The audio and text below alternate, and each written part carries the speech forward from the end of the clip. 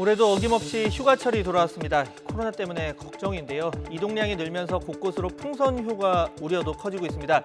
실제 지난 주말 비수도권 이동량은 그 전주보다 4.3% 증가하면서 이 3%대 감소한 수도권 이동량과 대조적인 결과를 보이기도 했습니다. 네, 이번엔 이 바다를 낀 주요 휴가지 거리두기 상황을 정리해봤는데요. 인천과 경기도는 18시 이후 2명까지만 모일 수 있어서 가장 타격이 큽니다. 섬 지역인 인천 강화군과 옹진군만 거리두기 2단계를 유지한 상태고요. 이 강원과 전남, 충남과 경남은 8명까지, 그리고 부산은 18시 이후에는 4명, 또 제주는 6명까지만 모일 수 있습니다. 이 부산은 18시 이후에 해변 취식이 금지되고 또 22시 이후에는 식당과 카페 매장 내에서 취식 불가 조치를 내렸습니다. 제주는 원정 유흥 등을 우려해서 유흥시설 영업 전면 중단이라는 초강수를 꺼내들었습니다. 네, 하지만 이 각 지자체가 강경책만 낼 수 없다는 게 문제입니다. 이 지역 경제에 영향이 큰 주요 관광지, 여름 휴가철 장사 비중이 크다는 현실을 무시할 수 없는 건데요. 이 방역과 생업 사이에 고민이 깊어질 수밖에 없는 시점, 이 현장의 목소리 어떤지 들어보겠습니다. 서린석 양양군 펜션 민박 협회장 전화로 연결돼 있습니다. 대표님 나와 계시죠? 네, 안녕하세요. 네, 안녕하세요. 먼저 네네. 바쁘신데 이렇게 응해주셔서 감사하다는 말씀부터 드리겠고, 네, 자, 양양이 감사합니다. 서핑으로 유명하고 산도 있고 바다도 있고 관광지로 요즘 네네. 각광받고 있습니다. 보통 이 펜션 업계에서는 비수기, 준성수기, 성수기로 나누던데 지금 성수기로 진입한 상황입니까? 지금 성수기까지는 아니고 준성수기 유지하고 있습니다. 준성수기로. 네, 자, 네, 그렇다면 예년과 대비해서 예약률 어떤지 좀 궁금한데요. 지금 준성수기 접어들었지만 예약률이 비수기만도 지금 못해요. 지금 확산세 때문에 방역 지침이 강화되고 그래서 준성수기가 아닌 비수기라고 해야 될지 그렇습니다, 현재.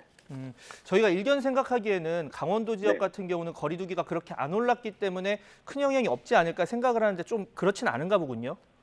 그 양양군에서도 지금 15일부터 2단계로 격상이 되거든요. 예. 그래서 지금 안 그래도 고민들이 많습니다.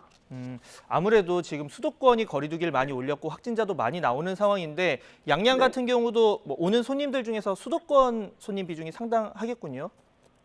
양양은 대부분이 수도권 손님들이에요. 네.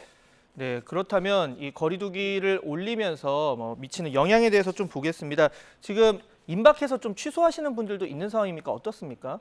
지금 취소가 많이 일어났고요. 예. 지금 준성수기 예약이 이루어져야 되는데 추가 예약은 이루어지지 않고 네. 전에 예약하셨던 분들이 취소 요청이 많습니다. 현재는. 취소 요청하면서 좀 뭐라고 하시던가요? 취소 요청하시는 분들도 취소 요청하면서 미안한 부분도 있고 또 우리 민박이나 펜션 측에서도 좀 당황스럽고 그런 형태입니다.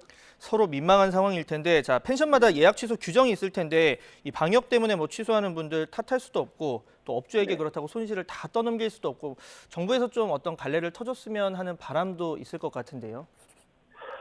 그렇죠. 지금 우리 그 숙박업, 그러니까 특히 민박 같은 경우는 그 일반 호텔이라든가 모텔처럼 인원이 2인 사용이 아니라 인원이 대부분 많이 있습니다.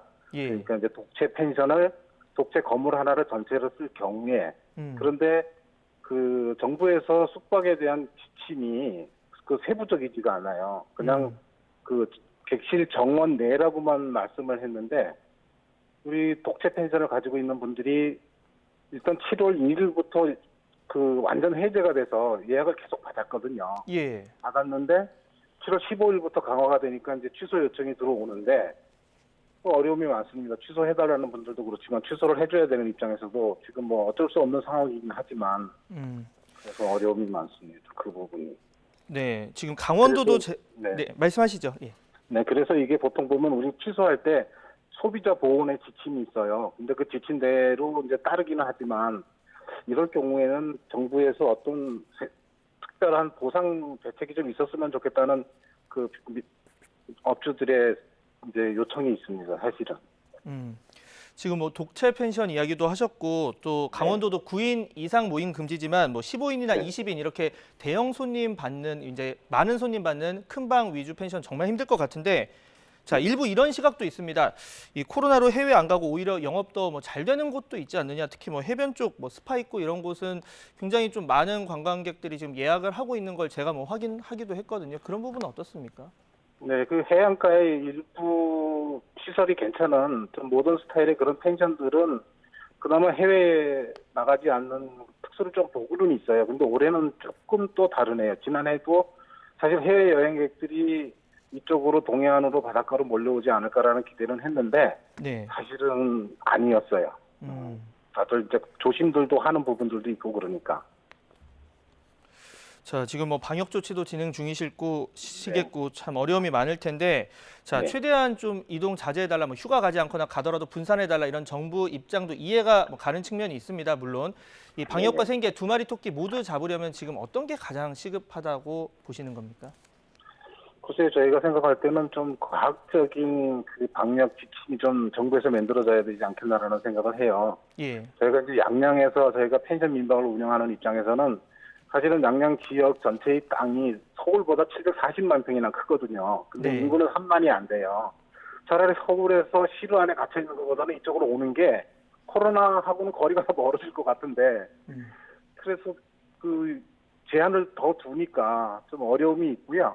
그래서 정부 사실 어떤 세부적인 어떤 지침이 좀 합리적인 지침이 내려주었으면 하는 생각을 하고 있습니다. 네, 아무래도 뭐 이동 과정에서 또 뭐 퍼지거나 아니면 수도권에 뭐 있는 지금 확산세가 지방으로 퍼질까 이런 점을 우려하는데, 마지막으로 네네. 질문 드릴게요. 뭐 손실보상법 관련 이야기도 많이 나오고 있으니까 지금 뭐 네네. 입고 있는 피해나 이런 부분 좀 어떻게 좀 보상이 이루어졌으면 좋겠다 한 말씀 마지막으로 들어보겠습니다. 네, 지난해에도 이제 우리 민박이 제한업종으로 포함이 돼서 그 버팀목 자금을 지원을 받았긴 했거든요. 근데 이제 펜션 민박 운영하시는 분들은 차라리 영업이 낫거든요. 그래서 만약에 영업에 대한 제한이 좀 있다 그러면 정부에서 적절한 보상이 좀 이루어졌으면 좋겠다는 생각은 가지고 있어요. 네, 알겠습니다.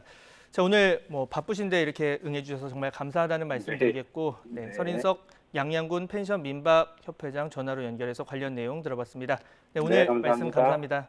네, 감사합니다.